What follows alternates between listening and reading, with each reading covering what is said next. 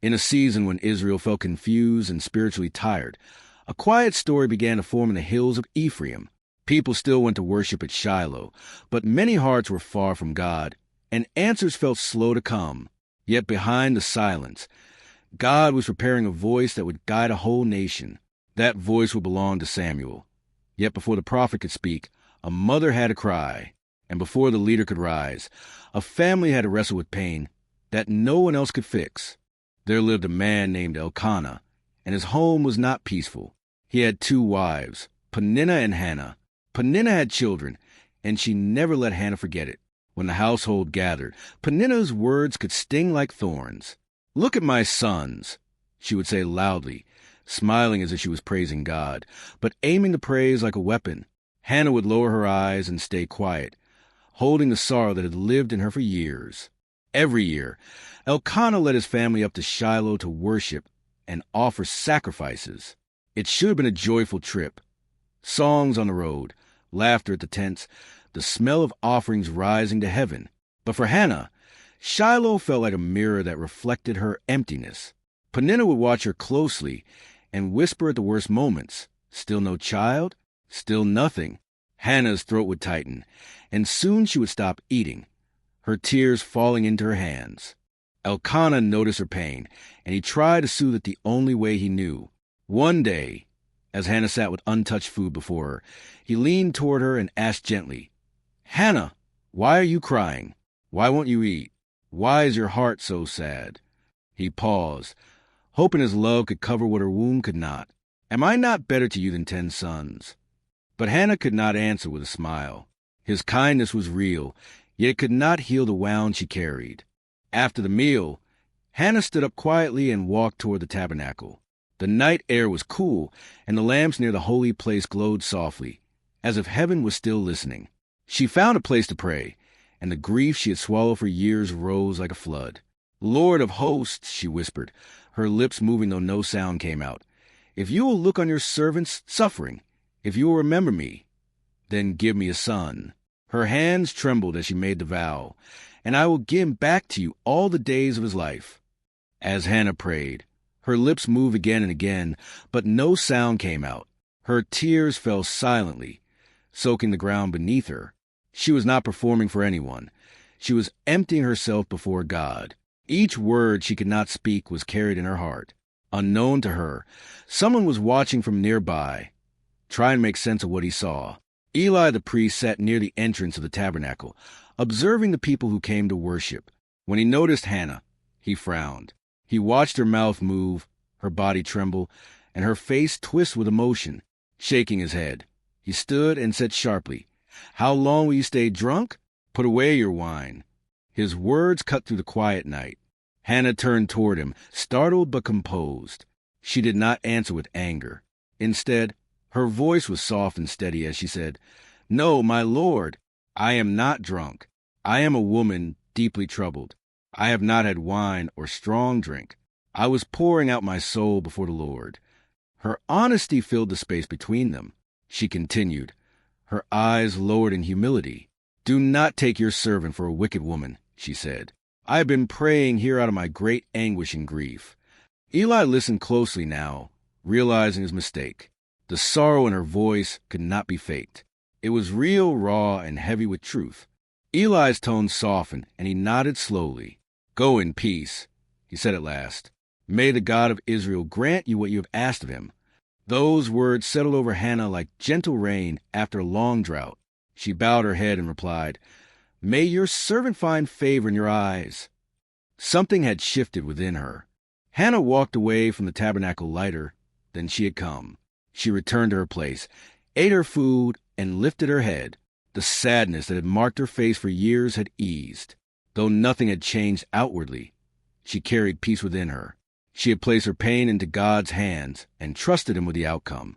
Early the next morning, the family rose to worship before returning home. Time passed, seasons changed, and life continued its steady rhythm. Then, quietly and without announcement, Hannah conceived. When she realized what was happening, her heart overflowed with gratitude. God had remembered her. The prayers spoken in whispers had been heard in heaven. When the child was born, Hannah held him close and wept again, this time with joy. She named him Samuel, saying, "Because I asked the Lord for him." Every time she spoke his name, it reminded her of God's faithfulness. Samuel was not just a child. He was a living answer to prayer. When the time came for the family to return to Shiloh for their yearly sacrifice, Hannah stayed behind. She looked at Elkanah and said, "Not yet. When the child is weaned, I will take him, and he will remain there before the Lord forever." Elkanah studied her face and saw resolve, not fear. "Do what seems best to you," Elkanah replied gently. "Only may the Lord establish his word." Hannah nodded, holding Samuel closer. Each day she nursed him, taught him, and prayed over him. These quiet years were precious. She knew they would not last forever, and she cherished every moment. At last, the day came. Hannah prepared for the journey to Shiloh, her heart full and heavy at the same time. She gathered offerings, bulls, flour, and wine, gifts of thanksgiving. Samuel was still young, his steps small and uncertain, yet his future already marked by divine purpose. At the tabernacle, Hannah brought Samuel before Eli. She looked at the priest and said, "My Lord, as surely as you live, I am the woman who stood here beside you praying to the Lord." Eli searched her face, slowly remembering the night of tears and silent prayer. "For this child I prayed," Hannah continued, her voice trembling, "and the Lord has granted me what I asked him." She placed her hand on Samuel's shoulder. "So now I give him to the Lord. For his whole life, he will be given over to the Lord." Her words were firm, even as her heart ached. They worshiped there together. Hannah did not cling to Samuel or hesitate at the final step. Her offering was complete. She had trusted God in her pain, and now she trusted him with her miracle. Samuel remained at the tabernacle, beginning a life few could have imagined for a child so young. That day, Hannah lifted her voice in praise. Her song rose with strength and confidence, declaring that the Lord raises the humble and brings down the proud. Her joy was no longer quiet. It was bold and unashamed. And as Samuel stayed behind in Shiloh, the first pages of Israel's future were already being written, guided by a God who hears and remembers. Samuel grew within the courts of the tabernacle, learning the rhythms of worship before he could fully understand their meaning. He watched priests prepare sacrifices, listened to prayers rise like incense, and observed the sacred routines of service. Though still a child, he carried himself with unusual reverence. Those who passed by would sometimes pause and whisper, "That is the boy Hannah dedicated." Each year, Hannah returned to Shiloh with Elkanah for the annual sacrifice. And each year, she brought Samuel a new robe she had sewn herself. When she placed it in his hands, her eyes would shine with both pride and longing. "I made this for you," she would say softly. Samuel would smile and reply, "Thank you, Mother." Though distance separated them, love never did. God honored Hannah's sacrifice. In time, she bore more children, 3 sons and 2 daughters. Her home, once filled with tears, now echoed with laughter. Yet she never forgot her first son. When neighbors spoke of Samuel's service, Hannah would simply say, "He belongs where God placed him."